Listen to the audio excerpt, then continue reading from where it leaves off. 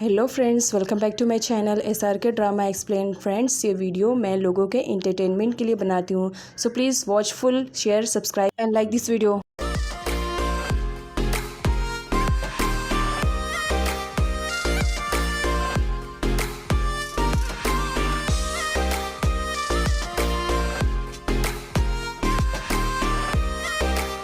ड्रामे की स्टार्टिंग एक वॉट नाम के बंदे से होता है जो कि एक कसिनो में गैम्बलिंग खेलने के लिए आया हुआ था।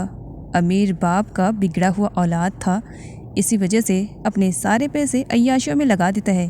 तो वहीं पर एक निट नाम के बंदे की एंट्री होती है, जिसे देखते ही सारी लड़कियां उसके पास चिपकने की कोशिश कर रही थी, लेकिन वो उन्हें भाव ही नहीं दे रहा था।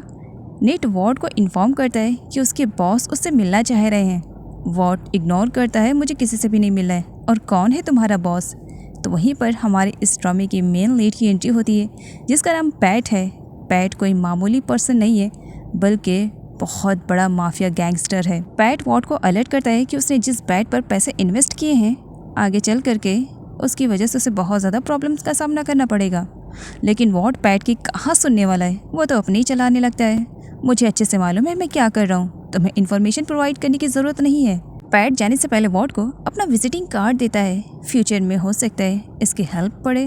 तो वॉट काफ़ी एटीट्यूड में पैट के मुंह पर ही उसका विजिटिंग कार्ड फेंक देता है।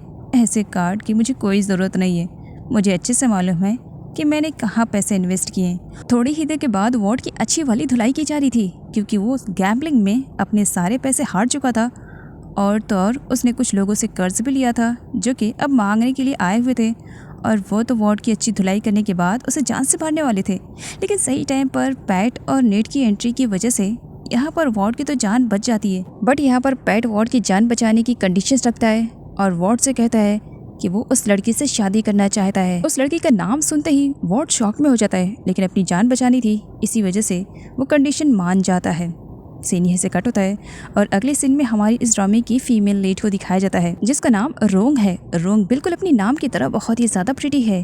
ऑफिस में रोंग का एक कलीग उसके साथ फ्लर्ट करने की कोशिश कर रहा था। रोंग पहले तो उसे इग्नोर पे इग्नोर किए जा रही होती है, लेकिन नॉन स्टॉप वो बस उसे परेशान किया जा रहा होता है। तब रोंग अपने नए वाले अवतार में आती है और उसकी अच्छी वाली धुलाई करती है, उसे दिन में तारे दिखा देती है और साथ ही अपनी आईडी फेंक देती है। ऐसी जॉब की मुझे ज़रूरत नहीं है। यह है फान, जो कि बहुत ही ज़्यादा प्रिटी है। प्रिटी होने के साथ साथ वो एक बहुत ही अच्छी टीचर है। यहाँ पर वो प्रिंसिपल से एक स्टूडेंट की कंप्लेन करती है। यह है लेक, जो कि बहुत ही कूल पर्सनैलिटी का मालिक है। साथ ही यूँ कहा जाए यह हमारे इस ड्रामे का सेकेंड मेन लीड है। प्रिंसिपल के थ्रू लेक को यहाँ पर कंप्लेन मिलती है कि उसके नेफ्यू, जिसका नाम काऊ है, आए दिन वो स्कूल में कुछ न कुछ हंगामा क्रिएट करता है। उसकी हरकतें किसी माफिया से कम नहीं है। काऊ के रहने की वजह से स्कूल के अदर स्टूडेंट खराब हो जाएंगे कहकर प्रिंसिपल ने काऊ को स्कूल से ही बाहर कर दिया था, जिसकी वजह से लेक को बहुत ही ज़्यादा बुरा लगता है, और साथ ही फान को भी। फान प्रिंसिपल से कहती है, मैंने तो बस आपको कहा था कि उसके पेरेंट्स को इन्फॉर्म करो, ना कि ये कि बच्चे को स्कूल से ही निकाल दो। ये आपने गलत किया। प्रिंसिपल का कहना था वो बच्चा इसी लायक है। और इधर काऊ को दिखाया जाता है जो कि अपसेट बैठा रो रहा था। तब वहाँ पर लेक आता है। काऊ सॉरी बोलता है। लेक कहता है फिक्र मत करो, सब कुछ ठीक हो जाएगा, बस हाँ रोने की जरूरत नहीं है। फान हमारी ड्रामे की मेन लीड रोंग की बड़ी बहन है। दोनों एक दूसरे से कॉलिंग पे बात कर रहे होते हैं, तो वहीं पर रोंग अपना पूरा फ्रस्ट्रेशन निकाल रही होती है। आजकल के बॉयज़ क्या कहना है, कितनी घटिया सोच है उनकी, आए दिन कुछ न कुछ चीप हरकतें कर रहे होते हैं। फान के पूछने पर रोंग उसे बता देती है कि उसने जॉब को लात मार दी है, अब से वो जॉब पे वहाँ नहीं जाएगी। फान देख लेती है लेक को, उसकी कार के सामने आ जाती है और लेक से कहती है मेरा इंटेंशन ये नहीं था, मैंने तो बस सर को इन्फॉर्म किया था कि वो तुम्हें इन्फॉर्मेशन प्रोवाइड कर दे कि तुम्हारा नेफ्यू स्कूल में क्या करता है। मेरा इंटेंशन नहीं था कि वो इस तरीके से स्कूल से बाहर चला जाए। जिस पर लेक कहता है तुम्हारा इंटेंशन हर्ट करना नहीं था, लेकिन देखो तुम्हारी वजह से आज मेरे नेफ्यू को स्कूल से बाहर निकाल दिया गया है, और कह रही हो तुम इंटेंशन हर्ट करने का नहीं था, मेरा रास्ता छोड़ो। और क्या मेरी ही कार मिली थी मरने के लिए? देखो मेरे पास इतना टाइम नहीं है, रास्ता छोड़ो, मुझे जाने दो कहकर चला जाता है। जब फान घर पर आती है तब उसकी आंट उसे बताती है कि उसके डैड उसे बात करने के लिए कब से बैठे हुए हैं, वो जल्दी से जाए और अपने डैड से बात करे। फान अपने डैड के पास जाती है, जहाँ पर डैड बिना कुछ सोचे समझे फान को सुना देते हैं तुम्हारे लिए बहुत ज़्यादा अच्छा रिश्ता है, बहुत ही बड़ा बिजनेसमैन है, और उसे नाम बताते हैं कि उसका नाम पैट है। फान सुनती है और डायरेक्ट शादी के लिए मना कर देती है। तो वहीं पर रोंग भी सब कुछ सुन रही होती है। फ़ान कहती है, डैड, एक तो आप मेरी शादी इतनी जल्दी में करवाना चाह रहे हैं, और प्लस मैंने तो उस लड़के को देखा भी नहीं है। वो भले ही कितना कोई बड़ा बिजनेसमैन हो, मैं इस तरीके से उससे शादी नहीं कर पाऊँगी। लेकिन डैड फ़ान को यहाँ पर ब्लैकमेल करते हैं। देखो सोच लो, शादी तो तुम्हें करनी ही पड़ेगी। मैंने कह दिया तो बस कह दिया। तो वहीं पर फ़ान, बिल्कुल भी नहीं करूँगी, आपने कह दिया इसका मतलब क्या है।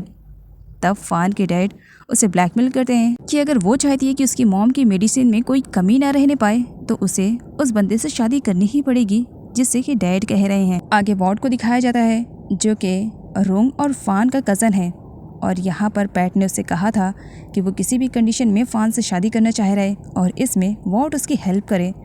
अब वॉर्ड की मॉम उसे चिल्ला रही होती है, आए दिन बस किसी न किसी मुसीबत को तुम घर लेकर आते हो। अगर ये लड़की शादी के लिए तैयार नहीं हुई तो बताओ तुम्हारा क्या हाल करेगा वो माफिया। जल्द ही पैट को भी नेट के थ्रू मालूम पड़ जाता है कि जिस लड़की से शादी करने के लिए वो मरा जा रहा है, जिसे हासिल करने के लिए वो कुछ भी करने को तैयार है, तो अपोजिट में वो लड़की तो उससे शादी करना ही नहीं चाह रही है। तब यहाँ पर पैट कहता है, नहीं ऐसा नहीं हो सकता है, इतने सालों की मेहनत इस तरीके से बर्बाद हो जाए ये मैं देख नहीं सकता हूँ। कुछ भी करो, वो लड़की मुझे किसी भी कंडीशन में चाहिए, मेरी शादी उससे होकर रहेगी। नीट कहता है, तुम्हारे लाइफ में तो न जाने कितनी लड़कियाँ आईं, लेकिन तुम्हें कभी भी किसी लड़की के लिए मैंने इतना सीरियस नहीं देखा है। आखिर उस लड़की में ऐसी क्या बात है जो तुम उसके लिए मरे जा रहे हो। तब पैट कहता है, इस दुनिया में कुछ एहसान का बदला किसी भी कीमत पर चुकाया नहीं जा सकता है। नीट कहता है, मैं कुछ समझा नहीं। पैट कहता है, तुम्हें समझने की ज़रूरत भी नहीं है, बस किसी भी कंडीशन में उस लड़की को तैयार करो। रोंग परेशान इधर से उधर तो बस चले जा रही होती है। फ़ान को देख करके वो फाइनली स्टॉप हो जाती है और फ़ान से कहती है, देखो मैं भी बिल्कुल भी डैड की बातों से एग्री नहीं हूँ। भला तुम ऐसे लड़के से शादी कैसे कर सकती हो जिसे ना तुम जानती हो ना प्यार करती हो। डैड ने कह दिया बहुत बड़ा बिजनेसमैन है, तो इसका मतलब क्या, तुम शादी कर लोगी। देखो मैं तुम्हें वार्न कर रही हूँ, तुम ऐसे किसी भी लड़के से शादी नहीं करोगी। फ़ान कहती है, तुमसे किसने कह दिया कि मैं उससे शादी करूंगी, मेरा भी डिसीजन है, मैं भी उससे शादी नहीं करना चाहती हूँ। मॉम आ जाती है, तुम दोनों किस मैटर पे बात कर रहे हो। तब यहाँ पर रोंग सिचुएशन को अपनी तरीके से हैंडल कर लेती है। एक्चुअली रोंग के डैड ने ऑलरेडी रोंग की मॉम को डिवोर्स दे दिया है और रोंग की मॉम यहाँ पर अपनी दोनों बेटियों को अच्छे से हैंडल कर रही हैं और उनकी कंडीशन काफ़ी ख़राब है, जिसका खर्चा रोंग के डैड उठा रहे हैं। यहाँ पर रोंग अपनी ही बातों को पलट देती है, मॉम क्या कहना, आजकल के बॉय कितने ज़्यादा घटिया हैं, उनके लिए लड़कियाँ तो किसी काम की नहीं है, बस एक चीज़ है जिसे वो यूज़ करके फेंकना चाहते हैं। तो वहीं पर रोंग की मॉम को अपना पास्ट याद आ जाता है। उन्हें लगता है कि उनकी बेटियां सच कह रही हैं, इसी वजह से वो उन दोनों की बातों में आ जाती हैं। रोंग अपनी मॉम को अपनी जॉब छोड़ने के बारे में बताती है, जिस पर मॉम स्माइल करते हुए रोंग से कहती हैं, आज की कोई नई बात नहीं है, कुछ नया बताओ, आए दिन तुम बस किसी न किसी जॉब को छोड़ती रहती हो। लेकिन जब काव को लेकर के घर वापस आता है, आंट बुन को सब कुछ मालूम पड़ चुका था कि स्कूल में क्या हुआ, तो उन्हें बहुत ही ज़्यादा बुरा लग रहा था काव के लिए। लेक काव को ऊपर जाने के लिए कह देता है और आंट बुन से कहता है कि वो काव के लिए एक नैनी ढूंढना चाह रहा है जो आ करके घर पर ही उसे अच्छी क्वालिफिकेशन प्रोवाइड करे और उसकी अच्छे से केयरिंग करे, ताकि आगे चल करके काव चेंज हो सके। रोंग अपनी सिस्टर फा से कहती है, उस पैट से तो बिल्कुल भी शादी ना करना, मैंने मार्केट में उसके बारे में बहुत बुरा सुना है कई लड़कियां उसकी वजह से सुसाइड कर चुकी हैं, और एक का तो सुनाई में आया था कि उस साइको ने खुद ही उसे मार डाला है। वैसे वो बहुत बड़ा माफिया है, आए दिन कोई ना कोई लड़की उसके पीछे पड़ती है और वो जान से जाती है। मैं बिल्कुल भी नहीं चाहूँगी, तुम तो मेरी इकलौती सिस्टर हो ना, तो बिल्कुल भी शादी मत करना। तब फ़ान रोंग से कहती है, एक मिनट, मुझे पहले ये बताओ उस लड़के के बारे में तुम्हें इतनी सारी इन्फॉर्मेशन और डिटेल्स कहाँ से मिली। तब रोंग हिचकिचाते हुए कहती है, फ़ान अभी तो थोड़ी देर पहले बताया, मार्केट में उसके बहुत ज़्यादा चर्चे हैं, बस मैंने मार्केट में किसी से पूछा और उसकी पूरी हिस्ट्री निकल गई है। देखो मैं बिल्कुल भी नहीं चाहूँगी कि मेरी इकलौती सिस्टर इस तरीके से परेशान रहे, बस इसी वजह से प्लीज़ उस साइको से शादी मत करना। जिस पर फ़ान कहती है, बात अगर मॉम की रही तो मैं मॉम के लिए कुछ भी करने के लिए तैयार हूँ, फिर ये शादी की क्या चीज़ है। इधर पैट रात के अंधेरे में बस आसमान की तरफ देख करके अपने पास्ट के बारे में सोच रहा होता है और बाहर रोंग आ करके अच्छा खासा हंगामा क्रिएट कर देती है। वॉचमैन उसे अंदर नहीं जाने दे रहा था, तो वो वॉचमैन पे भड़की हुई थी कि वो किसी भी कंडीशन में अंदर जाकर ही रहेगी। और इधर जल्द ही पैट को भी नीट के थ्रू मालूम पड़ जाता है कि फान की सिस्टर रूंग आई हुई है, जो कि वॉचमैन के साथ बहुत ज़्यादा हंगामा क्रिएट कर रही है। वो तुमसे मिलना चाह रही है और जिस तरीके से वो लड़की चिल्ला रही है ना, आई एम श्योर वो तुमसे मिलकर ही जाएगी। तब पैट नीट से कहता है, ठीक है, लेकिन तुम्हें मेरी एक हेल्प करनी पड़ेगी। नीट हेल्प के लिए तैयार हो जाता है। वॉचमैन के पास कॉल आता है कि वो रूंग को अंदर आने दे।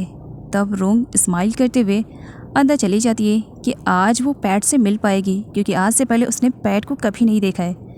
पैट ने यहाँ पर खुद को नीट प्रेजेंट किया था, जबकि नीट को वो खुद का बॉस पैट प्रेजेंट कर रहा था। नीट आते ही रोंग से कहता है, मेरा नाम पैट है, तुम्हें मुझसे कुछ काम था, बताओ क्या काम था? इतनी रात गए, यहाँ पर हंगामा क्रिएट करना ज़रूरी था। तब रोंग यहाँ पर खुद को इंट्रोड्यूस करवाती है कि वो फान की छोटी सिस्टर है और उसका नाम रोंग है। साथ ही यहाँ पर जब पैट और नीट को वो एक साथ देखती है, तब उसकी थिंकिंग थी कि उसका एम्प्लॉय तो बॉस से भी ज़्यादा हैंडसम है। उसके बाद रोंग खुद से कहती है, बॉस कोई भी हो, आई डोंट केयर, मैं यहाँ पर जिस काम के लिए आई हूँ बस मुझे वो करना होगा। रोंग नीट को पैट समझकर उससे कहती है, देखो मैं तुम्हें बचाना चाहती हूँ, क्योंकि मैं नहीं चाहती हूँ तुम मेरी सिस्टर से शादी करो। तो मेरी सिस्टर के बारे में कुछ भी नहीं चाहती हो ना? वैसे सच कहूँ वो बहुत ही ज़्यादा पगली टाइप की है, उसकी हरकतें बहुत ही ज़्यादा वियर्ड है। बाथरूम में उसकी हरकतें तो और भी ज़्यादा वियर्ड रहती हैं। मुझे लग रहा है कि तुम्हें उससे शादी नहीं करनी चाहिए। अगर तुम उससे शादी करोगे तो सच कह रही हूँ खुद में ही पागल हो जाओगे। और जबकि अब मैंने तुम्हें देख लिया है, तुम बहुत ही ज़्यादा हैंडसम और कूल हो, तो मुझे नहीं लगता है कि तुम्हें मेरी सिस्टर फान से शादी करनी चाहिए। तुम तो बहुत अच्छी लड़कियाँ डिजर्व करते हो। कहते हुए वो नीट को एक फेमस सेलिब्रिटी की फ़ोटो शो करती है, देखो ये तुम्हारे लिए बेस्ट रहेगी, तुम उससे शादी कर सकते हो, बहुत ही ज़्यादा प्रीटी है। तब नीट पीछे खसकता है और पैट से कहता है, बॉस क्या भाभी चेंज कर सकते हैं? इस पर पैट मना करता है। तब नीट कहता है, नहीं नहीं, मेरा डिसीज़न फाइनल है। तब रोंग वहाँ से जाने लगती है गुस्से में। नीट उसे पकड़ लेता है, इतनी आसानी से तुम्हें कैसे जाने दे सकता हूँ? तुम आई अपनी मर्जी से हो, लेकिन जाओगी मेरी मर्जी से कहकर फन्नी वाला किस करने लगता है।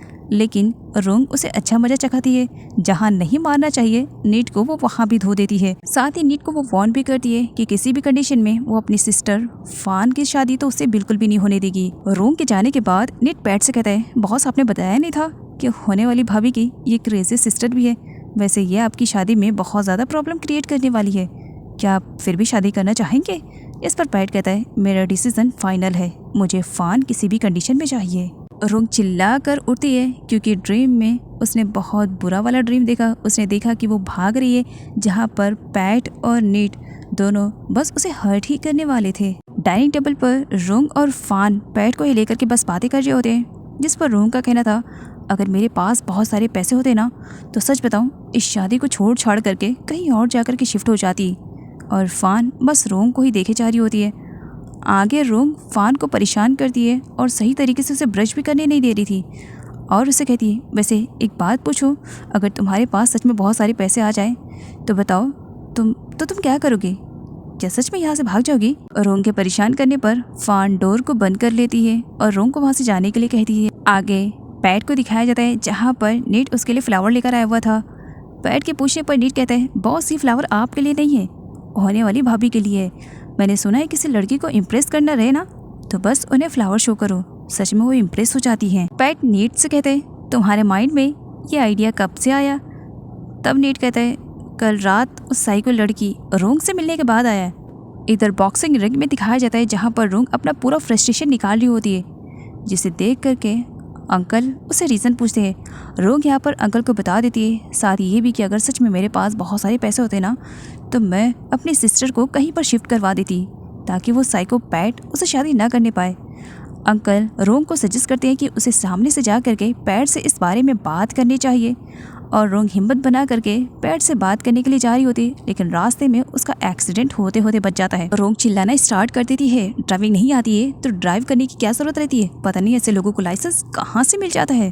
और कार के अंदर से पैट को निकलते हुए देख करके उसके सिटी पिटी गुल हो जाती है, बट वो उसे नीट समझ रही थी, इसी वजह से वो पैट से कहती है, अच्छा हुआ तो मुझे ये मिल गए, मुझे तुमसे कुछ बात करनी है। जिस पर पैट रोंग को अपनी कार में बैठने के लिए ऑफर करता है। रोंग जब बैठने के लिए जाती है, फ्लावर्स देखती है, पैट सॉरी बोलकर उठा लेता है, ये स्पेशल पर्सन के लिए है, लेकिन किसी काम के रीजन से रोंग के डैड के पास मिलने के लिए आया था। यह है लेक की स्टेप सिस्टर कॉन्ग। कॉन्ग की मॉम को लेक काफ़ी पसंद आया था, इसी वजह से वो अपनी डॉटर से कहती है कि वो लेक को डेट करे, बट उनकी डॉटर कॉन्ग का कहना था मॉम वो मेरे टाइप का नहीं है, मैं उसे भला क्यों डेट। इधर रोंग को दिखाया जाता है जो सच्चाई से अनजान पैट को नीट समझ रही होती है और उसे नीट की दी हुई ट्रीट काफ़ी अच्छी लगती है।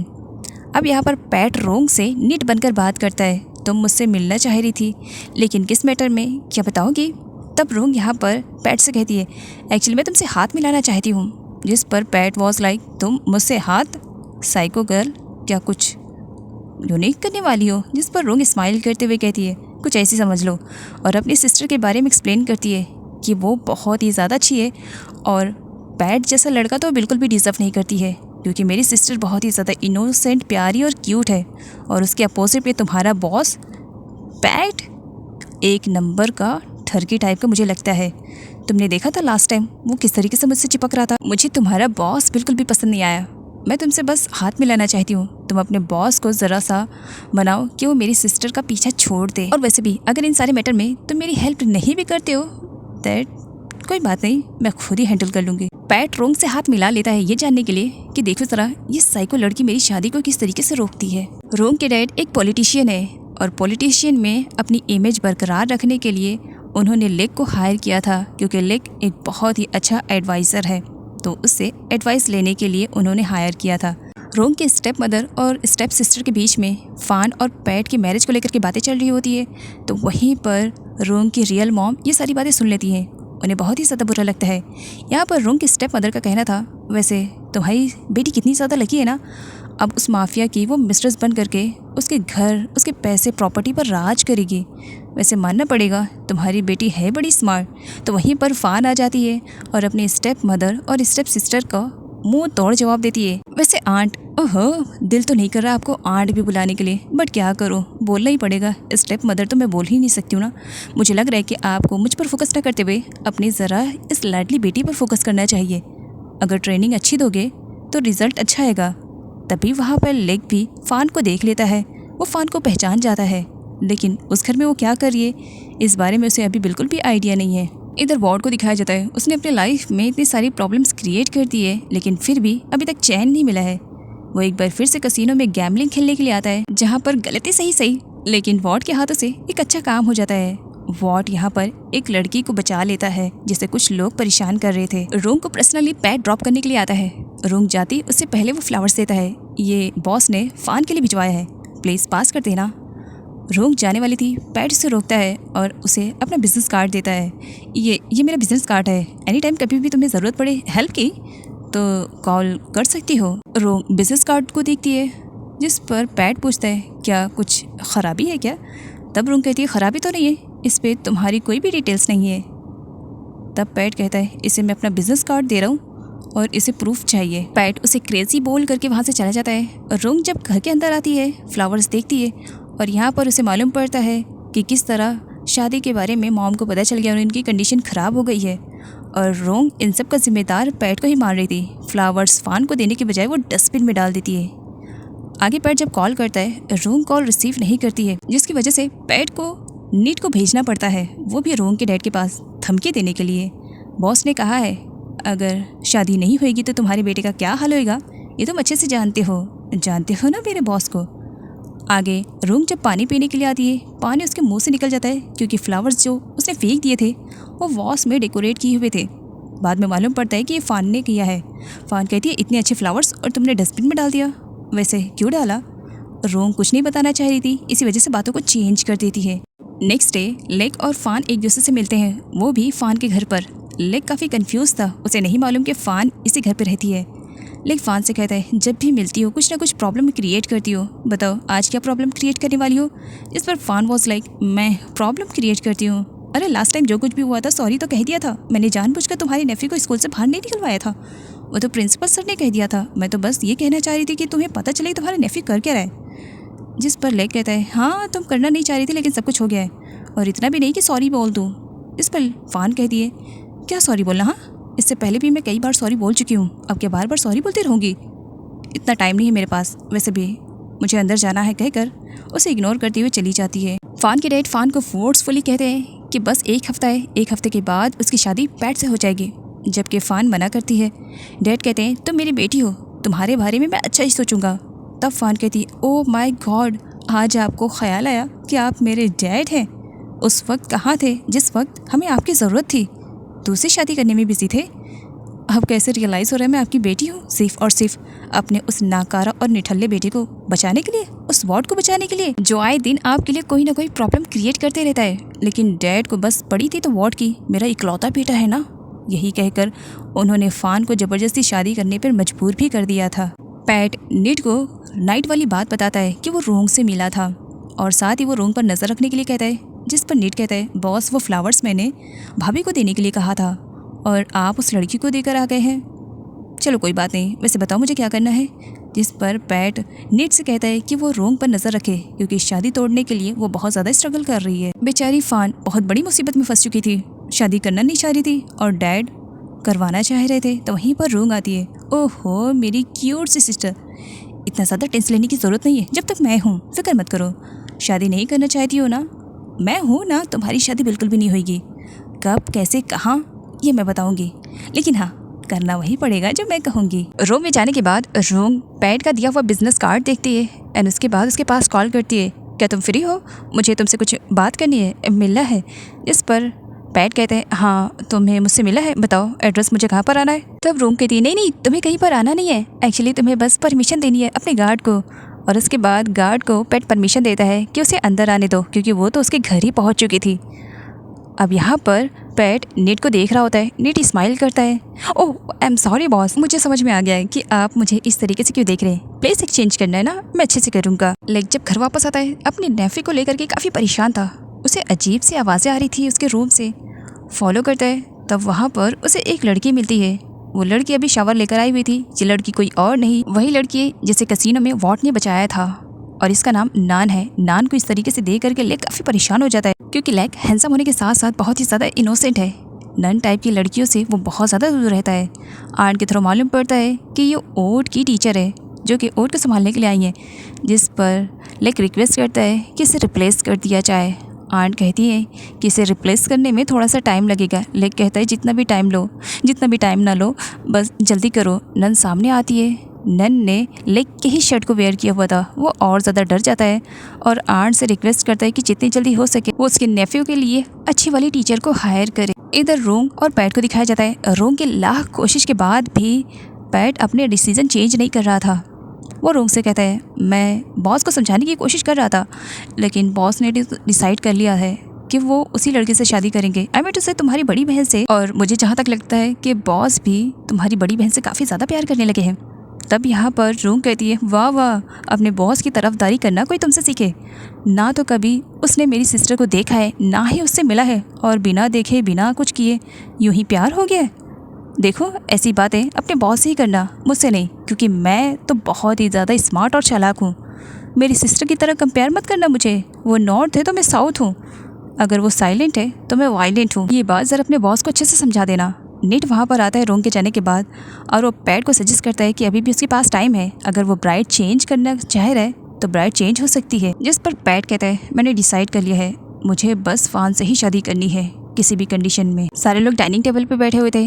नान यहाँ पर लेक के नेफ्यू के लिए गिफ्ट लेकर आई थी और वो एक कार था जिसे देख करके उसकी कंडीशन काफ़ी ख़राब हो जाती है क्योंकि एक कार एक्सीडेंट में लेक के नेफ्यू ने अपने पेरेंट्स को खो दिया था। इसी वजह से उसे कार से काफ़ी डर लगता है और इसके बारे में लेक नान को बताता है। लेक काफ़ी परेशान है अपने नेफ्यू को लेकर के, तो वहीं पर नान एक भी मौका नहीं छोड़ती है लेक को ताड़ने में। जहाँ मौका मिले बस फ्लर्टिंग करने स्टार्ट कर देती है। लेक परेशान हो जाता है और आंट से कहते हैं जितनी जल्दी हो सके इस लड़की को चेंज करो। तो वहीं पर दिखाया जाता है आंट ने अपनी फ्रेंड को लेटर दिया था कि उन्हें एक टीचर की ज़रूरत है और वो लेटर पहुंचता है सीधा रोंग के हाथ में क्योंकि आंट की फ्रेंड कोई और नहीं, रोंग के घर पर काम करने वाली एक सर्वेंट ही थी। अब यहाँ पर रोंग लेटर पढ़ करके फ़ान को सुनाती है। उसमें बहुत फ़नी वर्ड्स लिखे हुए थे जिसे पढ़ करके रोंग काफ़ी हंसती है और साथ ही आंट भी। अब यहाँ पर फ़ान कहती है, ये सब कुछ तुम मुझे क्यों पढ़कर सुना रही हो। रोंग को स्माइल करते हुए देख करके फ़ान कहती है, नहीं मैं बिल्कुल भी ऐसा कुछ भी नहीं करूँगी। तब रोंग कहती है, नहीं तुम्हें ये करना ही पड़ेगा। फ़ान कहती है, इतना इजी नहीं है, मुझे डर लग रहा है। रोंग कहती है, सब कुछ मैं डिसाइड करूँगी और वैसे भी तुम्हें तो यहाँ से सिर्फ भागना है, पैकिंग करो। फ़ान पैकिंग कर रही होती है और डर भी रही थी, मेरे पीछे सब कुछ ठीक तो रहेगा ना। हाँ अगर कुछ भी गड़बड़ हुआ मुझे कॉल करके ज़रूर बताना। नेट जल्द ही ये न्यूज़ पैट को भी बता देता है कि भाभी की भागने की प्लानिंग चल रही है, वो भी उनकी छोटी वाली सिस्टर ऐसा करवा रही है। साथ ही वो अपनी न्यू असिस्टेंट से उसे मिलाता भी है। अभी रोंग फान को गाइड ही कर रही होती है, तभी सर्वेंट आती है और बताती है कि डैड आए हुए हैं। तभी फान और रोंग दोनों काफ़ी घबरा जाते हैं। यहाँ पर डैड को दिखाया जाता है जो कि रोंग की मॉम को ये कह रहे होते हैं कि वो अपनी बेटी को शादी करने के लिए कैसे भी तैयार करें। अगर वो ऐसा नहीं करेंगे तो आगे काफ़ी प्रॉब्लम हो सकती है। तो वहीं पर रोंग आती है जो अपने डैड को अच्छा मज़ा चखाती है और अपने डैड को अच्छे से एक्सप्लेन करती है कि फ़ान की मर्ज़ी के बगैर वो उसकी शादी ज़बरदस्ती नहीं करवा सकते। तो वहीं पर रोंग को अपनी मॉम के थ्रू मालूम पड़ता है कि पैट ने शादी का टाइम चेंज कर दिया है और 1 वीक में शादी होने वाली है और पैट फ़ान को रिसीव करने के लिए आ रहा है क्योंकि वो उसे शादी की शॉपिंग करवाना चाह रहा है। फ़ान को भगाने के चक्कर में यहाँ पर रोंग डिसाइड करती है कि वो शॉपिंग करने के लिए पैट के साथ खुद जाएगी और मौका पाते ही फ़ान इस घर से बाहर जाएगी। पैट और नेट जब फ़ान को रिसीव करने के लिए आते हैं, सामने रोंग को देख करके दोनों अपने अपने कैरेक्टर में आ जाते हैं और यहाँ पर पैट रोंग के पास आता है। रोंग गुस्से में बड़बड़ा रही होती है, इसकी एंट्री हमेशा रॉन्ग टाइम पर ही क्यों रहती है। अगर थोड़ी देर लेट आता तब तक फ़ान जा चुकी होती। ये बात पैट सुन लेता। हाँ तुमने कुछ कहा? तब रोंग कहती है नहीं नहीं, मैं भला क्या कह सकती हूँ, वैसे शॉपिंग के लिए आए हो ना, तो चलो शॉपिंग करने जाते हैं। पैट और रोंग के बीच में जो भी बातें चल रही होती है, नेट दूर से ही बैठा सारी बातें सुन रहा होता है और रोंग के देखने पे स्माइल कर देता है, जिस पर रोंग कहती है यो, तुम्हारे बॉस को देख करके सच बताओ मेरा माइंड आउट ऑफ कंट्रोल हो जाता है। दिल करता है उस कार में घुस के उसे मारूं, लेकिन क्या कर सकती हूँ, तुम्हारा बॉस है ना। वैसे तुम इसे अपने साथ क्यों लेकर आते हो, नहीं लाना चाहिए ना। मुझसे अगर कोई कहे कि मुझे किस टाइप का बॉस चाहिए तो मैं सबको एक्सप्लेन करूँ मुझे तुम जैसा बॉस चाहिए। वो तो किसी भी एंगल से बॉस लगता ही नहीं, ऐसा लगता है कि तुम बॉस हो वो एम्प्लॉय है। ये सुनते ही पैट तो कुछ टाइम के लिए शॉक में हो जाता है। काफ़ी झिझक के बाद फाइनली रोंग पैट के साथ शॉपिंग के लिए जाने वाली थी, लेकिन उसे डाउट होता है कि कोई तो है जो उसे फॉलो कर रहा है। इधर वॉट अपनी मॉम के पास आता है। मॉम एक्चुअली मुझे थोड़ी सी पैसों की ज़रूरत थी, क्या मुझे मिल जाएगा। मॉम उसे पैसे देने से मना कर देती है। कसिनो में जा करके उड़ाने के लिए मैं तुम्हें पैसे दूँ, बिल्कुल भी नहीं दूंगी। इस पर वॉट कहता है मॉम आपके बाद तो ये सब कुछ मेरा ही है ना। जिस पर कॉन्ग स्माइल करने लगती है। देख रही हो मॉम, आज से ही ये सारी प्रॉपर्टी हड़पने की ट्राई कर रहा है और आप हो कि इसे रोकते नहीं हो। जिस पर वॉट और उसकी सिस्टर को लेकर के काफ़ी बहस भी हो जाती है। शॉपिंग वाली प्लेस पर पहुंचने के बाद नेट पैट से कहता है एक काम करो मेरे एम्प्लॉय, तुम जाओ और मैडम को जो भी शॉपिंग की ज़रूरत रहे वो करवा देना। एक्चुअली मुझे कुछ इम्पॉर्टेंट काम है ना, तो मैं ज़रा अपनी सेक्रेटरी के साथ थोड़ा सा डिस्कशन कर लूँ। ये कहते हुए वो अपनी सेक्रेटरी के साथ वहाँ से जाने वाला था। तभी यहाँ पर रोंग गुस्से में बड़बड़ा रही होती है और पैट के पूछने पर वो कहती है तुमने कहा था कि वो मेरी सिस्टर से प्यार करता है। किस टाइप का प्यार करता है, ना आज तक मेरी सिस्टर को देखा है ना उससे मिला है और शॉपिंग में भी वो अपनी सेक्रेटरी के साथ चला गया है। देख लो मैं सच कह रही हूँ, तुम्हारे उस साइको बॉस से तो मैं अपनी सिस्टर की शादी कभी नहीं होने दूंगी। तभी वो देखती है कि सामने से एक बॉय है जो कि उसकी फ़ोटोज़ को क्लिक कर रहा है।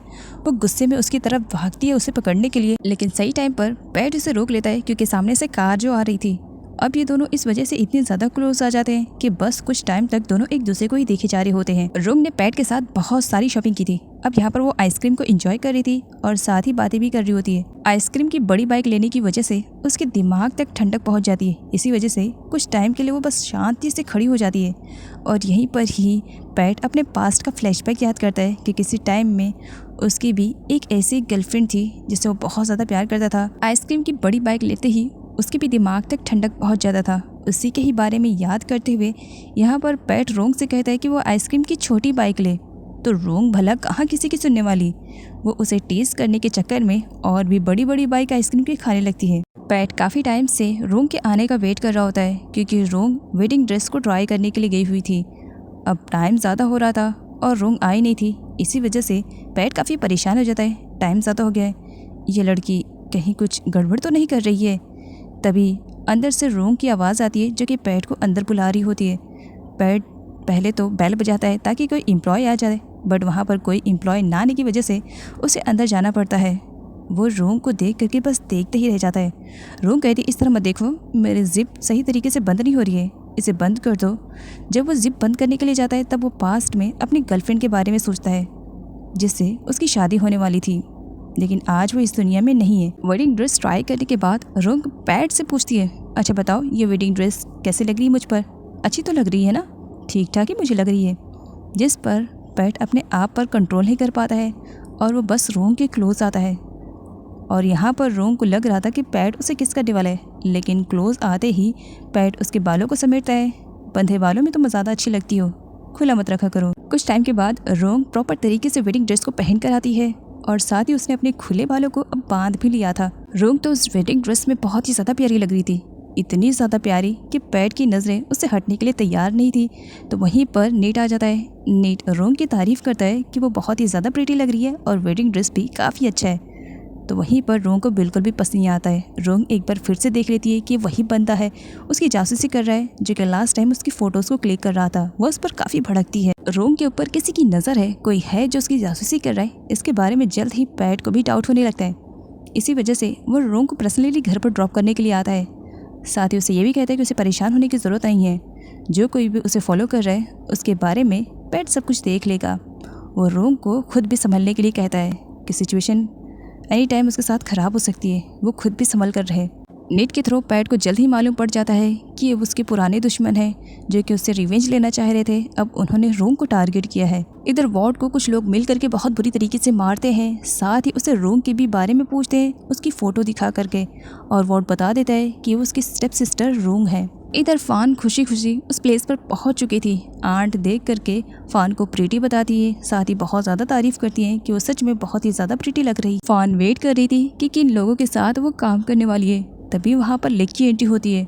लेक और फ़ान जब ये दोनों एक दूसरे को देखते हैं तो बस दोनों का रिएक्शन था, तुम यहाँ पर कैसे? रोंग की तो कोई खुशी का ठिकाना ही नहीं था। वो तो इतनी ज़्यादा खुश थी कि नाचे जा रही होती है, लेकिन मॉम के आने पर सब कुछ नॉर्मल कर देती है। इधर आंट लेक को फ़ान के बारे में पूरी डिटेल्स देती है, साथ ये भी बताती है कि फ़ान बहुत ही ज़्यादा अच्छी है। जिस पर लेक कहता है आंट आपको एक्सप्लेनेशन देने की ज़रूरत नहीं है, मैं समझ रहा हूँ। आई थिंक आपसे बेटर कहीं ना कहीं मैं इसे समझ रहा हूँ, लेकिन इसे जॉब पे हायर करने के लिए पहले मैं कुछ कंडीशंस रखना चाहूँगा। रोंग के तो होश उड़ जाते हैं जब सर्वेंट के थ्रू से मालूम पड़ता है कि पैट अपनी ब्राइड से मिलने के लिए आया है। जिस पर रोंग कहती है आज तो उसकी अकल मैं ठिकाने लगा दूंगी। रास्ते में नीट उसे मिलता है। नीट को पैट समझ करके वो उसे अच्छा खासा सुना रही होती है। तब सर्वेंट कहती है तुम इसे क्यों सुना रही हो? तब यहाँ पर रोंग कहती है इसे न सुनाओ तो किसे सुनाऊं? आफ्टर ऑल इसी से तो मेरी सिस्टर की शादी होने वाली है। जल्द ही सर्वेंट की हेल्प की वजह से रोंग को मालूम पड़ जाता है कि जिसे वो पैट समझ रही है वो रियल पैट नहीं है। इधर रियल पैट को देख करके कॉन्ग तो अपना दिल ही हार बैठी थी। बस कॉन्ग को देखते ही अपनी मॉम से कहती है अगर ये इस लड़के को आप बोलो ना डेट करने के लिए, अगर आप नहीं भी बोलोगे ना मॉम, तो इतना ज़्यादा हैंडसम है ना कि मैं इसे डेट करना चाहूँगी। रोंग पे हड़बड़ाते हुए आती है और वहाँ पर रियल पैट को देखती है। उसका मुँह तो खुला का खुला, हाँ तुम रियल पैट हो। रोंग की ऐसी हरकत और कंडीशन को देख करके डैड और बाकी सारे लोग उस पर हंसने लगते हैं। क्या बेवकूफ़ाना वाली बात कर रही हो रोंग? आए दिन तुम पैट के ही साथ बाहर जाती हो और आज इस तरीके से उसे पहचानने से इनकार कर रही हो। पैट सारी बातों को पीछे छोड़ करके डैड से कहता है कि उसकी ब्राइड कहाँ पर है, वो अपनी ब्राइड से मिलना चाह रही है। तभी यहाँ पर रोंग बता देती है सबको कि पैट की ब्राइड तो है ही नहीं, पैट की ब्राइड ऑलरेडी यहाँ से भाग चुकी है। अब ब्राइड नहीं है तो शादी कैसे होगी? तो इसी वजह से आई थिंक शादी की डेट को पोस्टपोन करना पड़ेगा। लेकिन डैड ऐसा होने दे तब ना। सारी बातें सुनने के बाद अगर यहाँ पर किसी के दिल में लड्डू फूट रहे थे तो वो थी कॉन्ग। कॉन्ग बहुत ही ज़्यादा खुश थी और वो पैट को देखते हुए कहती है वैसे इफ़ यू डोंट माइंड, अगर तुम्हें बुरा ना लगे तो क्या मैं तुम्हारी ब्राइड की प्लेस ले सकती हूँ? वैसे तुम्हारी मर्ज़ी, अब तुम्हारी ब्राइड नहीं है और तुम्हें शादी करना है तो आई थिंक मुझसे अच्छी ब्राइड तुम्हें कहीं नहीं मिलेगी। पैट बिना टाइम वेस्ट किए यहाँ पर अपना डिसीज़न ले ही लेता है और यहाँ पर वो अनाउंसमेंट कर देता है कि अब उसकी वाइफ कोई और नहीं बल्कि रोंग ही बनेगी। वो रोंग से ही शादी करेगा। आगे नीट पैट को समझा रहा होता है बॉस ये सब क्या चल रहा है आपके माइंड में? इस तरह अचानक से आप ब्राइड चेंज करने वाले हो, जबकि आपको अच्छे से मालूम है कि आपकी होने वाली ब्राइड कहाँ पर है। जिस पर पैट कहता है मुझे अच्छे से मालूम है मैं क्या कर रहा हूँ, मुझे बस किसी भी कंडीशन में शादी करनी है, जितनी जल्दी हो सके उतनी जल्दी। तो वहीं पर रोंग काफ़ी गुस्से में वहाँ से जा रही होती है। जिस पर पैट उसे पकड़ लेता है। मैंने तुमसे कुछ कहा है और आई थिंक मुझे नहीं लगता कि तुम्हारा आंसर नो में रहना चाहिए, आंसर यस में ही रहना पड़ेगा। और यहाँ पर वो फोर्सफुली रोंग को कहता है कि वो उससे शादी करे। जिस पर रोंग का डिसीज़न था मैं तुमसे शादी नहीं करूँगी अरे जब मैंने अपनी सिस्टर की शादी तुमसे नहीं होने दी तो तुम्हें क्या लगता है मैं तुमसे शादी करूँगी? बिल्कुल भी नहीं। और यहाँ पर बता देती है कि उसी ने अपनी सिस्टर को भगाया है। रूम की सारी बातें सुनने के बाद पैट खतरनाक वाली स्माइल करते हुए कहता है, ओह अच्छा, वैसे मुझे अच्छे से मालूम है तुमने अपनी सिस्टर को कहाँ पर रखा हुआ है। अगर तुम नहीं चाहती हो कि उसकी लाइफ स्पॉइल होए तो तुम मुझसे शादी करोगी। अगर तुमने शादी करने से मना कर दिया तो तुम ना सही, तुम्हारी बड़ी बहन सही। इधर फ़ान को दिखाया जाता है जहाँ पर लेक उसका इंटरव्यू लेता है। लेक फ़ान से कहता है कि यहाँ पर उसे सिर्फ उसके नेफ्यू की केयरिंग करना नहीं है बल्कि घर के सारे काम भी करने पड़ेंगे। अब यहाँ पर फ़ान को दिखाया जाता है वो लेक की सारी बातें सुन रही होती है और साथ ही साथ इमेजिन भी करने लगती है कि किस तरीके से वो सारे घर के काम कर रही है और लेक उसे परेशान कर रहा है। लेक के नेफ्यू का ख्याल रखते रखते साथ ही उसे लेक का भी ख्याल रखना पड़ रहा है और वो बहुत ज़्यादा परेशान हो गई है। तभी वो प्रेजेंट में आती है। देखो इतना सारा काम तो अगर तुम्हें करवाना है तो इसके लिए आई थिंक तुम्हें मैट लानी चाहिए, ना कि टीचर। मुझे ये सारे काम नहीं करने हैं। काम को लेकर के लेक और फ़ान के बीच में काफ़ी डिस्कशन होती है और फाइनली घंटों तक डिस्कशन करने के बाद डिसाइड हो ही जाता है कि फ़ान यहाँ पर लेक के नेफ्यू की केयरिंग करेगी और उसकी बस देखभाल करते हुए उसकी स्टडी का भी ख्याल रखेगी ताकि उसके अंदर बदलाव आए। जल्द ही फ़ान को उसका सेपरेट रूम भी मिल जाता है। इधर दिखाया जाता है कॉन्ग को जहाँ पर नीड उससे बात करने की कोशिश कर रहा था तो उसे भाव ही नहीं दे रही थी, इग्नोर करके चली जाती है। और यहाँ पर रूम की स्टेप मदर को दिखाया जाता है जो कि रूम के डैड के पास आकर के काफ़ी भड़की हुई थी। क्या तुमसे एक काम भी नहीं हो सकता है? बात अपने बेटे की है। क्या तुम भूल गए हो कि तुम्हारे यहाँ पर सिर्फ लड़कियाँ हैं? अगर मैं यहाँ पर नहीं आती तो शायद तुम्हें वॉर्ड जैसा बेटा नहीं मिलता। उसके लिए क्या तुम अपनी बेटी की शादी नहीं करवा सकते हो? जितनी जल्दी हो सके करवाओ ताकि ये पैट नाम की मुसीबत हमारे सर से जाए।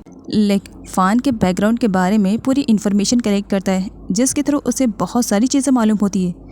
आगे लेक को दिखाया जाता है जो कि पैट के पास कॉल करता है और वो उसे बता देता है कि वो उसका सीक्रेट जान चुका है कि आखिर क्यों वो फ़ान से शादी करना चाह रहा है, वो भी इतनी जल्दी। पैट नेट से कहता है कि वो शादी करने में ज़्यादा देर नहीं करना चाह रहा है। जैसे जैसे वक्त बीतेगा उसका सीक्रेट भी लोगों के सामने आ जाएगा। सीक्रेट आने से पहले उसे किसी भी कंडीशन में शादी करनी ही पड़ेगी। नेक्स्ट सीन में दिखाया जाता है फ़ान को जो कि अपनी सिस्टर रोंग से बातें कर रही होती है। दोनों आपस में बातें कर रहे होते हैं। रोंग को सब कुछ मालूम पड़ जाता है कि फ़ान के साथ क्या हुआ है और फ़ान को रोंग के बारे में मालूम पड़ जाता है। दोनों एक दूसरे से बातें करते हुए हंस रहे होते हैं। तो यहीं पर लेक को दिखाया जाता है जो कि उन दोनों की जासूसी कर रहा था। वो डोर ओपन करने के लिए फ़ान को कहता है बट फ़ान डोर ओपन करने से मना कर देती है, अभी टाइम नहीं है, बाद में आना कहते हुए। तब यहाँ पर लेक फ़ान से कहता है तुम्हारे सीक्रेट के बारे में मुझे मालूम पड़ गया कि तुम कौन हो, कहाँ से बिलोंग करती हो और तुम यहाँ पर क्यों आई हो। मुझे सब कुछ मालूम पड़ गया, लेकिन तुम फिक्र मत करो, तुम्हारा सीक्रेट मैं सीक्रेट ही रखूँगा। मैं किसी को भी नहीं बताऊँगा कि तुम यहाँ पर छुपी हुई हो।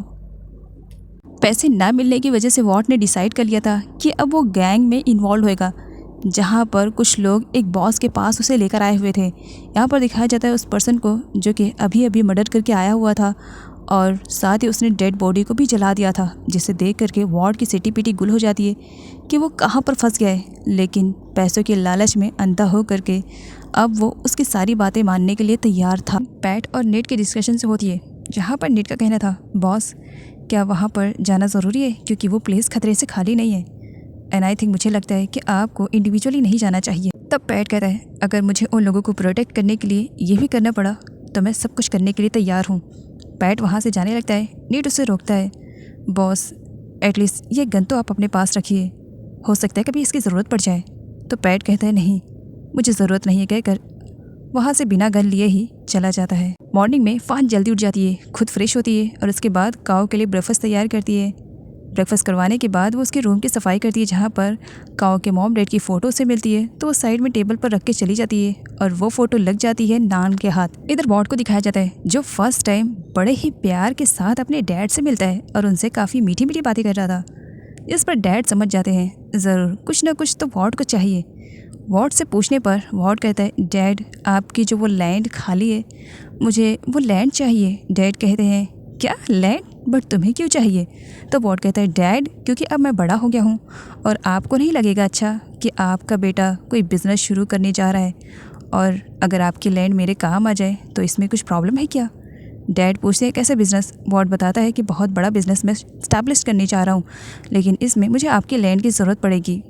अगर आपको बुरा ना लगे तो क्या आप मुझे लैंड दे सकते हैं? जब मैं अपना बिजनेस पूरी तरीके से इस्टेब्लिश कर लूँगा तो मैं वापस कर दूँगा आपको, जो भी उसकी वैल्यू रहेगी। डैड तो यही बात सुन करके खुश हो जाते हैं कि उनका बेटा बिजनेस करने जा रहा है और लैंड देने के लिए तैयार हो जाते हैं। तो वॉट की मॉम देख करके काफ़ी खुश होती है कि वॉट अब बिजनेस में इंटरेस्ट लेने लगा है, जबकि सच्चाई तो कुछ और थी। नोप ने जानबूझकर के वॉट को ये टारगेट दिया था कि वो किसी भी कंडीशन में अपने डैड से वो लैंड ले, और वॉट को ये फर्स्ट टारगेट कंप्लीट करना था अगर उसे नोप के साथ बिजनेस करना था। इधर पैट को दिखाया जाता है जो कि माफियाज की मीटिंग में इन्वॉल्व था। पैट सबके साथ डील करना चाह रहा था। पैट काफ़ी हैंडसम और काफ़ी कम एज में माफिया बन चुका था, लेकिन अदर्स माफिया की एज काफ़ी ज़्यादा थी। तो वहीं पर वो लोग पैट को टीज करते हुए ये तक भी कह देते हैं कि पैट उनके सामने कल का आया हुआ लड़का है, वो भला माफिया कैसे बन सकता है। लेकिन उन सबको बिल्कुल भी आइडिया नहीं है कि माफिया के काम में वो तो उनका भी बाप हो निकलेगा। खैर यहाँ पर पैट उनसे कहता है कि अगर उन्हें पैट के साथ डील करनी है तो वो डील करने के लिए हमेशा उनका वेलकम करे, और जो लोग उसके साथ डील नहीं करेंगे तो उसे मालूम है कि किस तरीके से उन सभी से डील करवानी है।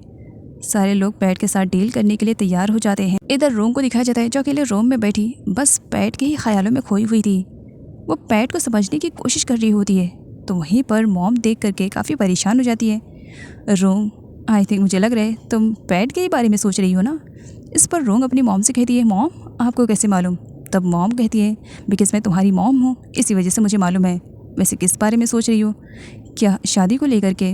जिस पर रोंग कहती है, मॉम मुझे कुछ समझ में नहीं आ रहा है। अच्छा मुझे ये बताओ कि फर्स्ट मीटिंग में उस साइकोपैथ ने आपको बहुत ज़्यादा रिस्पेक्ट दी एंड आपको उसने टीचर कहा था, क्या आप पहले उससे मिली हुई हैं? तब मॉम कहती है, मुझे इसके बारे में तो कुछ याद नहीं है, मुझे नहीं लगता है कि मैं कभी उस लड़के से मिली हूँ, लेकिन हाँ जब वो हमारे घर पर आया था मैंने नोटिस किया वो बहुत ही ज़्यादा अच्छा है। वैसे तुमने क्या डिसाइड किया?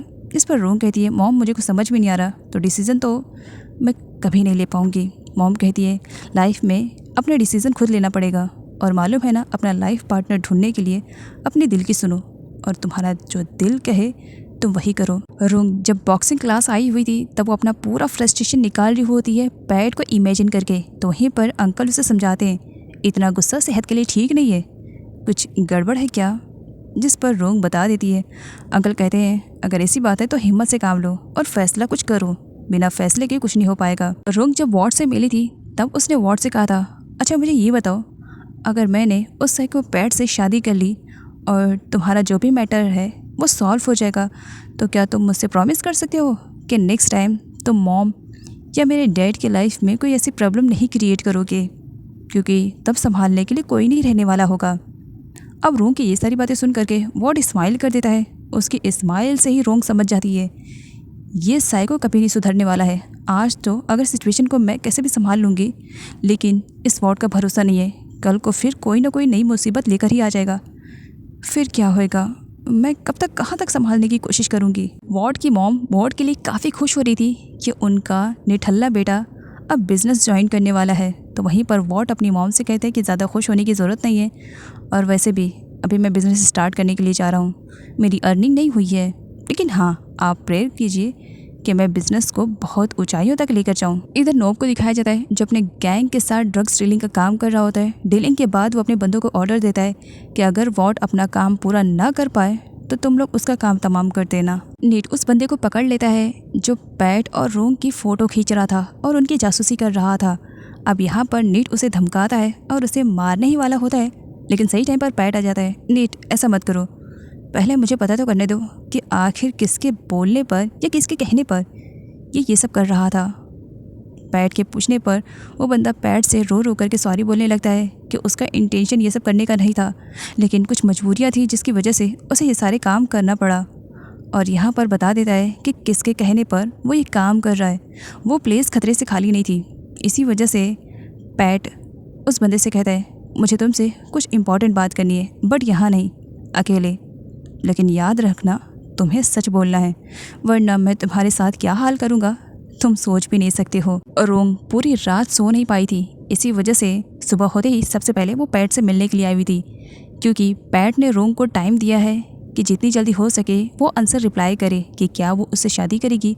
अगर वो उससे शादी नहीं करेगी तो बदले में वो उसकी सिस्टर फान से शादी करेगा। इसी बात को लेकर के दोनों की आपस में लड़ाई झगड़े होने लगते हैं।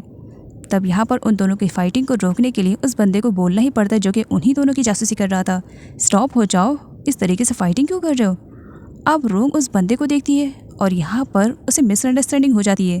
वो पैट पर ही भड़क जाती है। ओह अच्छा, तो तुमने इस बंदे को मेरी जासूसी के लिए लगवाया था ना, तुमने इसे हायर किया था ना, ताकि ये तुम्हें सारी डिटेल्स दे सके कि मैं कहाँ जाती हूँ, क्या करती हूँ, किससे मिलती हूँ, किससे नहीं मिलती हूँ। ओहो, मैं तुम्हें क्यों समझा रही हूँ, तुमसे तो मैं बाद में निपट लूँगी, पहले ज़रा इस बंदे से तो निपटूँ। आखिर ये मेरी जासूसी क्यों कर रहा था कहकर बस उसे धोने ही वाली थी, लेकिन सही टाइम पर पैट रोक लेता है। पैट रोंग को उस बंदे की प्रॉब्लम्स के बारे में बताता है कि किस वजह से वो उन दोनों की जासूसी कर रहा था, साथ ही ये भी कि वो हमें कुछ इन्फॉर्मेशन प्रोवाइड कर सकता है कि किसके कहने पर वो ये सब कर रहा है। इस पर रोंग को बिल्कुल भी बिलीव नहीं हो रहा था, ये मक्कारी कर रहा है। तो वहीं पर पैट कहता है चलो हमें सबूत दिखाओ। तब वो बंदा सबूत दिखाने के लिए पैट और रोंग को अपने घर पर लेकर आता है, जहाँ पर उसके डैड की कंडीशन काफ़ी ख़राब थी। यहाँ पर वो बंदा पैट और रोंग को बताता है कि अगर उसने उन दोनों की जासूसी नहीं की होती तो शायद आज उसके डैड ज़िंदा नहीं रहते। मेडिसिन का खर्चा वो उन्हीं पैसों से ही पूरा कर रहा है। और यहाँ पर वो बंदा बता देता है कि वो नॉब के कहने पर उन दोनों की जासूसी कर रहा था। अब यहाँ पर जब रोंग सबूत के साथ पूरी सच्चाई देखती और सुनती है तब उसे बहुत ही ज़्यादा बुरा लगता है और यहाँ पर वो सॉरी भी बोलती है। यहाँ पर उस बंदे को दिखाया जाता है जो अपने दोनों हाथों को जोड़ करके पैट और रोंग से सॉरी बोलता है कि उसने ये सब कुछ जानबूझकर नहीं किया, बस अपने डैड की मेडिसिन के लिए उसे ये सब करना पड़ा। रोंग को भी बुरा लगता है, पैट को भी। पैट यहाँ पर उस बंदे से कहता है कि उसे परेशान होने की ज़रूरत नहीं है, उसका सीक्रेट वो सीक्रेट ही रखेंगे। इसके अलावा पैट उस बंदे से कहता है कि वो नॉब के साथ काम को कंटिन्यू रखे ताकि नॉब को इसके बारे में बिल्कुल भी आइडिया ना हो कि पैट और रोंग सब कुछ जान चुके हैं। आगे पैट निट के पास कॉल करके उस बंदे की पूरी कंडीशन बताता है और उस पर नज़र रखने के लिए कहता है ताकि नॉब उसे हर्ट ना कर पाए। यहाँ पर रोंग पैट को देखती है और उससे कहती है वैसे मैंने तुम्हारे बारे में जितना सोचा और समझा था तुम उतने भी बुरे नहीं हो, तुम काफ़ी अच्छे भी हो। जिस पर पैट रोंग से कहता है मैंने तुम्हें कुछ टाइम दिया था आंसर रिप्लाई करने के लिए, तुमने मुझे आंसर रिप्लाई नहीं किया। तब रोंग कहती है हाँ तो मैंने तुम्हें क्या कहा है, तुम इतने भी ज़्यादा बुरे नहीं हो तो इतने ज़्यादा अच्छे भी नहीं हो। तुम्हें क्या लग रहा है तुम्हारी इन सारी बातों की वजह से मैं शादी के लिए हाँ कर दूँगी? और वैसे भी मैंने कहा ना मुझे सोचने के लिए थोड़ा सा टाइम चाहिए, तो क्या तुम मुझे टाइम नहीं दे सकते हो? और अगर तुम्हें इतनी जल्दी है तो किसी और से शादी कर लो। जिस पर पैट रोंग से कहता है फिर तुम्हारी सिस्टर रहेगी। तब रोंग कहती है नहीं मैं सोच कर बताती हूँ। मॉम फ़ान को लेकर के बहुत ज़्यादा परेशान हो रही होती है, इसी वजह से वो फ़ान से बात कर रही होती है। फ़ान अपनी मॉम को बताती है कि जिस प्लेस पर वो है सब कुछ ठीक है, यहाँ के लोग बहुत ही ज़्यादा अच्छे हैं और उन्हें बिल्कुल भी डरने की ज़रूरत नहीं है। फ़ान ने पूरे दिन बहुत ज़्यादा काम किया था, इसी वजह से अभी उसकी बॉडी में पेन हो रहा था, वो सोने ही जाने वाली थी। लेकिन सडनली काऊ की चिल्लाने की आवाज़ आती है। वो रूम में जाती है। काऊ बहुत बुरी तरीके से रो रहा था और वो काफ़ी डरा हुआ था। यहाँ पर फ़ान उसे हैंडल करने की कोशिश करी थी, साथ ही आंट भी, लेकिन वो हैंडल नहीं हो पा रहा था। लेग भी अपने काम से आ चुका था और वो काऊ को देख लेता है। उसके बाद वो काऊ को हैंडल करने की कोशिश कर रहा था तो वहीं पर नान उसे काऊ के मॉम डैड की फ़ोटो दिखाती है कि इसी फ़ोटो को देख करके वो इतना आउट ऑफ कंट्रोल हुआ है कि बस वो रोई जा रहा है और इतना ज़्यादा डरा सहमा सा भी दिख रहा है। नान खुश थी क्योंकि ये सब कुछ उसने जानबूझकर किया था फ़ान को इस घर से बाहर निकालने के लिए। लेग गुस्से में था, इसी वजह से वो फ़ान को रूम से बाहर जाने के लिए कह देता है। फ़ान रोते हुए रूम से बाहर चली जाती है तो वहीं पर वो नान को भी कहता है कि वो भी रूम से बाहर चली जाए। नान चली जाती है। यहाँ पर लेग अपने नेफ्यू को जैसे तैसे करके संभालता है। कॉन्ग जब मॉर्निंग वॉक से वापस आती है तब उसे मालूम पड़ता है कि रोंग की मॉम की कंडीशन बहुत ही ज़्यादा ख़राब है और पैट और नीट उन्हें हॉस्पिटल लेने के लिए आए हुए हैं। रोंग अपनी मॉम को लेकर के काफ़ी परेशान थी, वो गिरने वाली थी। पैट उसे संभाल लेता है और बड़े ही प्यार से उसके साथ ट्रीट कर रहा था, जिसे देख करके कॉन्ग को बहुत ही ज़्यादा बुरा लगता है। वो चिल्ला पड़ती है। उसकी चिल्लाने की आवाज़ सुन करके मॉम बाहर आती है और उससे पूछती है क्या बात है, इतनी ज़ोर से क्यों चिल्ला रही हो, सुबह सुबह क्या देख लिया? तब कॉन्ग कहती है मैं जो देख रही हूँ शायद आप वो नहीं देख पा रही हो। मैंने कितनी बार कहा है कि पैट जैसा हैंडसम बंदा मैं डिज़र्व करती हूँ, वो रूम इतने हैंडसम बंदे को कैसे डिज़र्व कर सकती है? मॉम मैं सच कह रही हूँ, मुझे ऐसा क्यों लग रहा है कि कहीं ना कहीं पैट रूम को पसंद करने लगा है, उसे प्यार करने लगा है। तब मॉम कहती है कॉन्ग मुझे लग रहा है तुम आउट ऑफ माइंड होते जा रही हो, तुम्हें अपने बारे में सोचना चाहिए, अपने फ्यूचर के बारे में सोचो, उसका छोड़ दो। जिस पर कॉन्ग अपनी मॉम से आर्ग्यूमेंट करने लगती है और इस वजह से मॉम थप्पड़ पे थप्पड़ उसे जड़ देती है कि शायद अब तुम्हारे होश ठिकाने आए। इधर फान को अब से दिखाया जाता है जो अपनी पैकिंग कर रही थी, क्योंकि उसे लग रहा था कि वो काऊ का अच्छे से ख्याल नहीं रख पाई, इसी वजह से वो शायद वहाँ से चली जाए। तब आंट आती है और काऊ को समझाने की कोशिश करती है, लेकिन काऊ जाने के लिए तैयार हो चुकी थी। यहाँ पर नान को दिखाया जाता है जो कि लेग को पूरी तरीके से भड़काने की कोशिश कर रही होती है कि जितनी जल्दी हो सके वो फान को इस घर से धक्के मार कर निकाल दे, क्योंकि वो उसके नेफ्यू का अच्छे तरीके से ख्याल नहीं रख पा रही है। फान अपने लगेज के साथ रेडी शेडी थी, अब वो बस घर से बाहर ही निकलने वाली थी, लेकिन लेग उसे रोक लेता है और अपने पास बैठने के लिए कहता है। फान सॉरी बोलती है कि उसने उसके नेफ्यू का अच्छी तरीके से ख्याल नहीं रख पाया, इसी वजह से शायद वो डिज़र्व करती है कि वो यहाँ से चली जाए। तब लेग फान को काऊ के बारे में बताता है कि पास्ट में एक कार एक्सीडेंट में काऊ अपने मॉम डैड को अपनी आंखों के सामने मरता हुआ देखा था। इसका सदमा आज तक वो बर्दाश्त नहीं कर पाता है और जब भी अपने पेरेंट्स की फ़ोटो देखता है तो उसे वही पास्ट वाला फ्लैशबैक याद आता है, जिसकी वजह से वो आउट ऑफ कंट्रोल हो जाता है। उसे संभालना बहुत ज़्यादा मुश्किल हो जाता है। और जहाँ तक मुझे लगता है कि तुम भी कहीं ना कहीं काऊ को अच्छी तरीके से समझती हो, क्योंकि कुछ टाइम पहले तुम उसकी स्कूल टीचर रह चुकी हो। जब से उसने कार एक्सीडेंट वाले सीन को देखा है तब से वो नॉर्मल स्टूडेंट के तरीके और नॉर्मल बच्चों की तरह बिहेव नहीं करता है। मैं बस उसे उसकी नॉर्मल वाली लाइफ देना चाहता हूँ और इसके लिए मैंने तुम्हें चुना है। क्या तुम इस तरीके से बीच रास्ते में उसे छोड़ करके चली जाओगी? क्या उसे ठीक करने में मेरी हेल्प नहीं करोगी? तब यहाँ पर फ़ान को समझ में आता है कि लेक उस पर गुस्सा नहीं है।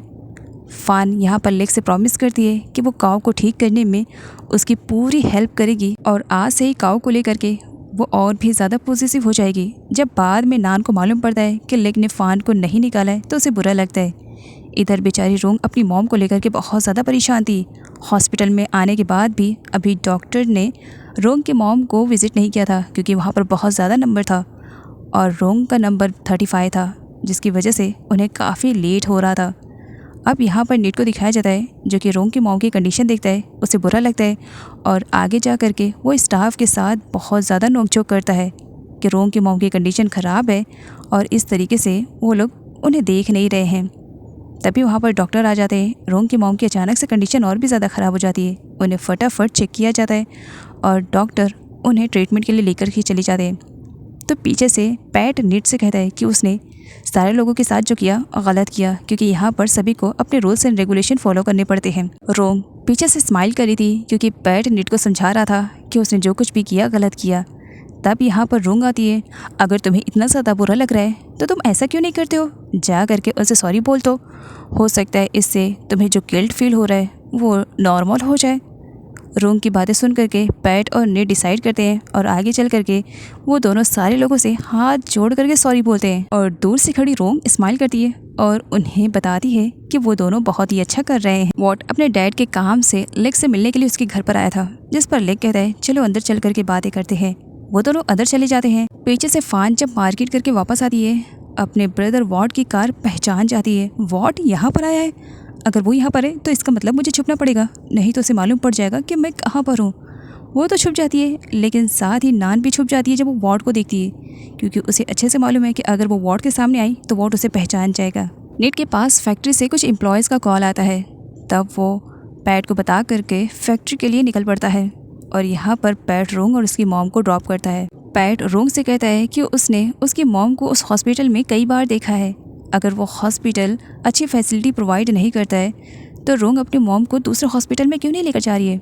जिस पर रोंग कहती है मेरे डैड बस उसी हॉस्पिटल का ही खर्च उठा सकते हैं, बाकी अगर कहीं और जाऊंगी तो उसका बिल भी मुझे पे करना पड़ेगा। अब मेरे पास इतने पैसे नहीं है तो वो उतना ही करते रहे, वही बड़ी बात है। लाइफ में फर्स्ट टाइम पैट किसी लड़की को गुड बाय और गुड नाइट बोल करके जाता है। रोंग उसे देख रही होती है। नाइट में दिखाया जाता है जहाँ पर फ़ान और रोंग के बीच में बातें चली होती है। रोंग अपने बारे में सब कुछ बताती है और फ़ान उसे लेग और काऊ के बारे में सब कुछ बताती है। फ़ान को जब मॉम की कंडीशन के बारे में पता चलता है तब वो वापस आने का कहती है, जिस पर रोंग उसे रोक देती है। नहीं फ़ान, यहाँ पर आने की गलती मत करना, अगर तुम आ गई तो सिचुएशन और भी ज़्यादा ख़राब हो सकती है। नीट जब फैक्ट्री पहुंचता है एम्प्लॉय उसे एक बॉक्स दिखाते हैं। उस बॉक्स में क्या है ये तो नहीं शो किया जाता है, लेकिन उसे देख करके नीट काफ़ी परेशान हो जाता है और वो एम्प्लॉय से कहता है कि इसके बारे में पैट को कुछ भी खबर नहीं होनी चाहिए, बाकी सब कुछ वो संभाल लेगा। कॉन्ग जो कि एक एक्ट्रेस है, आए दिन किसी न किसी रीज़न से क्लब और पार्टियों में घूमती रहती है और आज भी वो एक पार्टी में आई हुई थी जहाँ पर वो नॉब से मिलती है। वॉट भी कसिनो में आया था जहाँ पर उसकी मुलाकात नान से होती है। नान को देख करके वो उस पर लटू हो जाता है और बस किया उसके साथ फ्लर्टिंग स्टार्ट कर देता है। निट के कहने पर एम्प्लॉय उस बॉक्स को ठिकाने लगा रहे थे, लेकिन पैट के आ जाने की वजह से वो काम नहीं हो पाता है और पैट देख लेता है। निट काफ़ी गुस्से में था और यहाँ पर वो नॉब से मिलने के लिए आया हुआ था, क्योंकि उसे अच्छे से मालूम है कि उस बॉक्स को फैक्ट्री में किसने डाला है। जहाँ पर वो कॉन्ग को देखता है। कॉन्ग फुल ड्रंक थी और वो नॉब के साथ जारी होती है। ये देख करके निट को और भी ज़्यादा बुरा लगता है, क्योंकि निट कॉन्ग को लाइक करता है और कॉन्ग उसे बिल्कुल भी भाव नहीं देती है। यहाँ पर निट नॉब पर गन तान देता है। तभी उसके पास पैट का कॉल आता है। पैट उसे शूट करने से मना करता है। उसे शूट मत करना, मेरी उससे बात करवाओ। अब यहाँ पर निट को अपने बॉस की बात माननी पड़ती है और वो फ़ोन फेंक करके नॉब को देता है। बॉस तुमसे बात करना चाह रहे हैं। तब यहाँ पर नॉब स्माइल करता है। ओहो, तो तुम हो फाइनली, इतने दिनों बाद तुम्हारी और मेरी बात हो रही है। मुझे यकीन नहीं हो रहा है। वैसे क्या तुमने इसे मुझे मारने के लिए भेजा है? मुझे मारना इतना आसान है? वैसे काफ़ी टाइम हो गया ना, हम दोनों एक दूसरे से मिले नहीं हैं। तो क्या हम कल मिले? प्लेस मेरी रहेगी, टाइम मैं बताऊंगा, मिलने के लिए आ जाना। वॉट और नान फन करके रात में वॉट नान को ड्रॉप करने के लिए आता है। नान उसे बाय बोल करके जब अंदर जा रही होती है, सडनली एक अननोन पर्सन उसके बालों को टाइटली पकड़ता है। यहाँ पर अय्याशियों में लगी हो। तुम्हें मालूम है ना इस लेक के घर पर शिफ्ट करने में मुझे कितनी ज़्यादा प्रॉब्लम्स हुई थी। अब यहाँ पर शिफ्ट हो गई हो तो तुम्हारा क्या मकसद है भूलो मत। इस घर को ज़रा अच्छे से देखो, यहाँ पर किस मकसद से आई हो। और पीछे से सारी बातें फ़ान सुन रही थी और उसे मालूम पड़ता है कि नान यहाँ पर किसी मकसद की वजह से आई हुई है। उसे यहाँ पर किसी ने भेजा है, लेकिन किसने, इसके बारे में अभी फ़ान को मालूम करना पड़ेगा। इधर नॉब जब पैट से मिलने के लिए जा रहा था, तब वो अपनी गन में पूरी तरीके से बुलेट को भर लेता है। नॉब की बताए हुए लोकेशन पर पैट निट के साथ पहुँच चुका था। नॉब स्माइल कर रहा था। इतने दिनों बाद हम इस तरीके से मिलेंगे, मैंने कभी सोचा नहीं था। नॉब और पैट दोनों किसी टाइम में एक अच्छे दोस्त की तरह रहा करते थे। दोनों एक दूसरे के साथ ही सारे काम को किया करते थे, लेकिन आगे चल करके नॉब के दिल में लालच आ गई थी और वो इल्लीगल तरीके से काम करने लगा था। साथ ही वो ड्रग्स वगैरह में भी इन्वॉल्व हो चुका था और आगे चल करके उसने पैट को धोखा भी दे दिया था, जिसकी वजह से पैट ने नॉब को अपने ग्रुप से निकाल दिया था। जिसकी वजह से नॉब ने डिसाइड कर लिया था कि वो पैट को मार करके अब उसकी जगह पर माफिया बॉस बनकर रहेगा और उसकी पूरी पावर को यूज़ करेगा। यहाँ पर उसने पैट की कमज़ोरी को भी ढूंढ लिया था। ओ अच्छा, वैसे वो लड़की कॉन्ग बहुत ही ज़्यादा प्रिटी है जिसके साथ तुम्हारी शादी होने वाली है। अच्छा ये बताओ, अगर शादी तुम्हारी उससे नहीं हुई तो तुम क्या करोगे? सुना है वैसे भी वो तुमसे शादी नहीं करना चाह रही है। नॉब की धमकियों के बाद भी पैट उससे बिल्कुल भी नहीं डर रहा था। उल्टा उसने ही नॉब को धमकी दे दी थी कि वो बहुत जल्द शादी कर लेगा और नॉब कुछ भी नहीं कर पाएगा। रोंग शादी से बचने के नए नए ट्रिक्स सोच रही होती है, तो वहीं पर मॉम उसे परेशान देख करके उससे पूछती है कि क्या वो शादी करना चाहती भी है कि नहीं। जहाँ तक उन्हें लगता है कि पैट एक अच्छा बनता है, तो वहीं पर रोंग का कहना था, हाँ मुझे भी लग रहा है, लेकिन मुझे लग रहा है आप जितना अच्छा सोच रही हैं उतना अच्छा वो नहीं है। कॉन्ग जब मॉर्निंग में घर वापस आती है, तब मॉम उससे रीज़न पूछती है कि पूरी रात कहाँ पर थी। कॉन्ग का कहना था, मैं आपको हर बात बताना नहीं चाहती हूँ कि मेरे लाइफ में क्या चल रहा है। तो वहीं पर वॉर्ड भी आ जाता है जो अपनी मॉम के सपोर्ट में था। कॉन्ग उन लोगों का मुंह बंद करने के लिए झूठ बोल देती है कि वो शूटिंग की वजह से पूरी रात बाहर थी, अब वो थक कर आई है तो वो थोड़ा सा आराम करना चाह रही है। डैड भी ये बात सुन लेते हैं और उन्हें अच्छा नहीं लगता है कि कॉन्ग इस तरीके से पूरी रात बाहर रहे। वो कॉन्ग को दोबारा ऐसा करने से मना करते हैं। पैट नॉब के बारे में निट से बातें कर रहा था, क्योंकि पैट डरा हुआ था कि नॉब कहीं उससे रिवेंज के चक्कर में रोंग या उसकी फैमिली को कहीं ना हर्ट कर दे। लेक जब घर वापस आता है, तब वो आंट से काऊ और फ़ान के बारे में पूछता है कि क्या फ़ान अब काऊ को अच्छी तरीके से हैंडल कर पा रही है या नहीं है। जिस पर आंट स्माइल करती है, मुझे लग रहा है कि मुझे बताना नहीं चाहिए, तुम्हें अपनी आंखों से देखना चाहिए। और ये कहते हुए वो लेक को विंडो के पास लेकर जाती है। तब यहाँ पर लेक देखता है कि काऊ तो बहुत ही अच्छी तरीके से फ़ान के साथ घुल मिल गया है और फ़ान भी बहुत ही अच्छी तरीके से काऊ को ट्रीट कर रही है। लेक कुछ टाइम के लिए बस फ़ान को ही देखे जा रहा था और ये देख करके आंट लेक से कहती है, वो बहुत ही ज़्यादा प्रिटी है ना और क्यूट भी। जिस पर लेक कहते हैं, हाँ प्रिटी और क्यूट तो है। बाद में उसे रियलाइज़ होता है कि आंट ने उससे क्या क्वेश्चन किया था और स्माइल करने लगता है। नेक्स्ट सीन में दिखाया जाता है जहाँ पर पैट के कहने पर निट रोंग के घर पर आया था। रोंग डर जाती है कि ये मुझसे ये जानने के लिए आया है कि मैंने शादी के लिए हाँ की या नहीं की, मुझे छुपना पड़ेगा। और यहाँ पर नेट को दिखाया जाता है जो कि रोंग के डैड के पास आया हुआ था ये पूछने के लिए कि रोंग ने क्या डिसाइड किया है, जहाँ पर स्टेप मदर का कहना था कि रोंग हमें कुछ बताती थोड़ी है, तुम ही जा करके उससे पूछ लो। पैट जब रोंग से पूछता है, रोंग का कहना था तुम एक एम्प्लॉय हो तो मैं भला तुमसे ये सारी बातें कैसे कर सकती हूँ, जाओ अपने बॉस को भेज देना, और वैसे भी जो कुछ भी डिसीजन रहेगा मैं तुम्हारे बॉस से कहूँगी, तुमसे नहीं। बीच में वॉट अपनी टांग घुसाने की कोशिश कर रहा था तो नेट उसे रियलाइज़ करवा देता है कि वो फिलहाल इन सारे मैटर से दूर रहे। इधर कॉन्ग को दिखाया जाता है जो नाइट में शूटिंग कर रही होती है। अभी वो थकी हुई थी। एक पर्सन आकर उसे बताता है कि काफ़ी टाइम से एक अननोन पर्सन उसका वेट कर रहा है, बाहर जा करके वो उससे मिले। जब कॉन्ग उस पर्सन से मिलने के लिए आती है तब उसे मालूम पड़ता है कि निट उससे मिलने के लिए आया है। अब निट जो कि कॉन्ग को बहुत ज़्यादा लाइक करता है तो वो चाहता था कि कॉन्ग भी उसे लाइक करे, लेकिन कॉन्ग निट को कहाँ लाइक करने वाली है, वो तो पैट जैसे पर्सन को लाइक करने वालों में से है। वो नेट को घास भी नहीं डालती और सामने वहाँ पर एंट्री हो जाती है नोब की। नोब को देख करके वो सडनली उसके पास चली जाती है और उसे हक कर लेती है। कॉन्ग का कहना था कि वो ऐसे बंदे को लाइक करना पसंद करेगी जिसके पास खुद की पावर हो, ना कि किसी के इशारों पर नाचने वालों को लाइक करेगी। कॉन्ग की बातें सुनने के बाद बेचारे नेट को बहुत ही ज़्यादा बुरा लगता है, लेकिन फिर भी वो कुछ रिएक्ट नहीं करता है। नाइट में लेक जब घर वापस आता है अपने घर के सामने वो पैट को देखता है और पैट से पूछता है कि वो यहाँ पर क्या कर रहा है, जिस पर पैट का कहना था मैं यहाँ पर जिससे बात करने के लिए आया हूँ मैं उससे बात करूँगा, मुझे तुमसे कोई बात नहीं करनी है। तब वहाँ पर फ़ान की एंट्री होती है। फ़ान को यहाँ पर पैट इंट्रोड्यूस करवाता है कि वो पैट है। फ़ान ने इससे पहले कभी पैट को नहीं देखा था और आज यहाँ पर उसे मालूम पड़ता है कि वही बंदा है जिसके साथ उसकी शादी होने वाली थी। तो वो डर जाती है कि वो अब क्या करे, ये बंदा तो यहाँ तक भी पहुँच गया है।